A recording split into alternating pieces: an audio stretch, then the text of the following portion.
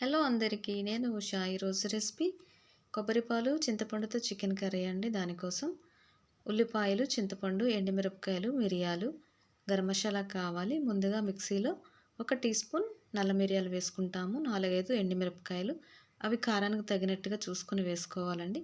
కూర అంతటికి ఇదే కారం, అందుకని మీరు మిరపకాయలు చూసుకొని మీ కారాన్ని బట్టి వేసుకోవాలి. నేను 1/2 కిలో చికెన్ తీసుకున్నానండి, క్లీన్ చేసి పెట్టుకున్నాను. అందులో 1 టేబుల్ స్పూన్ వైట్ వెనిగర్, నూడిల్స్లో వేస్తాం కదా, ఆ వెనిగర్ వేసుకోవాలి. తర్వాత మిక్సీ పట్టిన ఎండుమిరపకాయల పొడి, గరం మసాలా 1 టీ స్పూన్, ఉప్పు కొంచెం, మిగిలింది మళ్ళీ లాస్ట్లో వేసుకుంటామండి చూసుకొని. తర్వాత 1/2 టీ స్పూన్ పసుపు వేసి కలిపి పక్కన పెట్టుకోవాలి. మ్యారినేషన్ ఏమీ అవసరం లేదు, మొత్తం అంతా కలిపి పక్కన పెట్టుకుంటే సరిపోతుంది.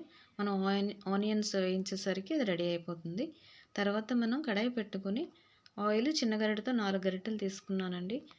100 ml వరకు తీసుకుంటే సరిపోతుంది. తర్వాత ఆనియన్స్ కూడా 120 గ్రామ్స్ తీసుకోవాలి, మనకి గ్రేవీ కావాలి కదా. ఇందులో కూడా 1/4 టీ స్పూన్ పసుపు వేసుకొని వేయించాలి. బ్రౌన్గా వేగితే మీకు కూర టేస్ట్ బాగుంటుంది, గ్రేవీ కూడా బాగా వస్తుంది. అందుకని బ్రౌన్గా వేయించుకోవాలండి. తర్వాత వేగిన తర్వాత మనం పక్కన పెట్టుకున్న చికెన్ ఏదైతే ఉందో అది వేస్తాము. వేసిన తర్వాత ఆ చికెన్ వాటర్ రిలీజ్ చేసే వరకు కూడా మనం వేస్తూ ఉండాలి. మరీ డ్రైగా వేయించిన అవసరం లేదు, ఇంకా కొద్దిగా నీరు ఉంటుంది లైట్గా అనేసరికి. వెల్లుల్లి పేస్ట్ 2 టీ స్పూన్లు వేసి కాసేపు వేయించాలండి.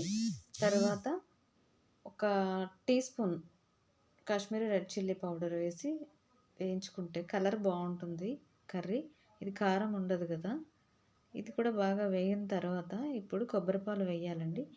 కొబ్బరిపాలు లెక్క ఎలా అంటే, చిన్న కొబ్బరికాయ అయితే కొబ్బరికాయ మిక్సీ పట్టి పాలు తీసి వేసేసుకోవాలండి. ఒక పెద్ద కప్పుకి, పెద్ద కొబ్బరికాయ అనుకోండి, ఒక చెక్క తీసుకొని మిక్సీ పట్టి ఆ పాలు తీసుకుంటాము.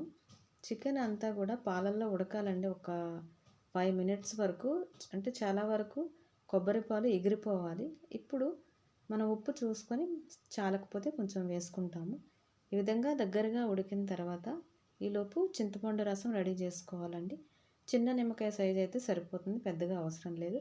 అది కూడా మీ చింతపండు పులుపుని బట్టి ఉంటుంది. కొన్ని చింతపండు పులుపు ఉంటాయి, కొన్ని చింతపండు పులుపు ఎక్కువగా ఉండదు కదా. ఆ విధంగా చూసుకొని చింతపండు జ్యూస్ చూసుకొని ఇదిగోండి ఈ విధంగా ఇప్పుడు కర్రీలో కలిపేస్తాము.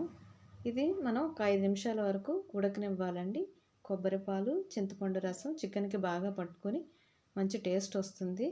ఆ తర్వాత లాస్ట్లో మనం కసూరి మేతిని నలిపి పైన వేసుకుంటాం టాపింగ్కి.